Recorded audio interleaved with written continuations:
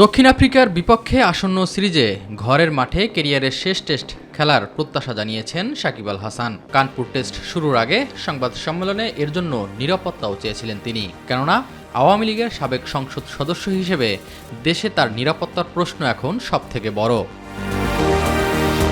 BCB সভাপতি ফারুক আহমেদ ইতিমধ্যে পুরো ব্যাপারটি ঠেলে দিয়েছেন সরকারের কোর্টে। এবার সাকিবের নিরাপত্তা ইস্যুতে কথা বলেন যুব ও ক্রীড়া উপদেষ্টা আসিফ মাহমুদ। সাকিব আল হাসানের পরিচয় দুইটা, এটা আমাদের মনে রাখতে হবে। খেলোয়াড় হিসেবে একটা পরিচয়, আরেকটা হচ্ছে ওনার রাজনৈতিক পরিচয়।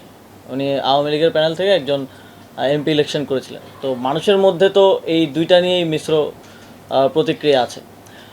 এখন খেলোয়াড় হিসেবে আমাদের একজন খেলোয়াড়কে যতটুকু নিরাপত্তা আমাদের দেওয়ার দায়িত্ব সেটা অবশ্যই আমরা দিব।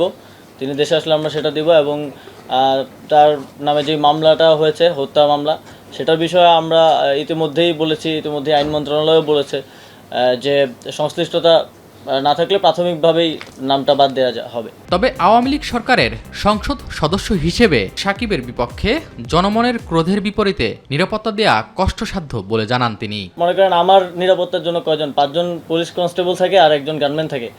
আমার উপরে যদি দেশের 16 কোটি জনগণের, লেটসে 10 কোটি জনগণের যদি ক্ষোভ থাকে, তাহলে এই 5-6 জন আমাকে কি নিরাপত্তা দিবে? জনগণের পক্ষ থেকে যদি নিরাপত্তা ঝুঁকি থাকে, সেটা কেউই কাউকে আসলে দিতে পারবে না। শেখ হাসিনাকেও তো নিরাপত্তা দেওয়া যায়নি, তাকে দেশ ছেড়ে পালাতে হয়েছে। এ বিষয়ে সাকিব আল হাসানকেই উদ্যোগ নিতে হবে বলেও মনে করেন ক্রীড়া উপদেষ্টা।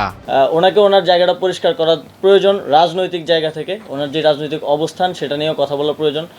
অলরেডি মাশরাফি বিন মুর্তজা বোধহয় কথা বলেছেন সে বিষয়টি। পরিস্থিতি বলছে ঘরের মাঠ থেকে বিদায় নেওয়ার ইচ্ছা সাকিবের পূরণ না হওয়ার সম্ভাবনাই বেশি।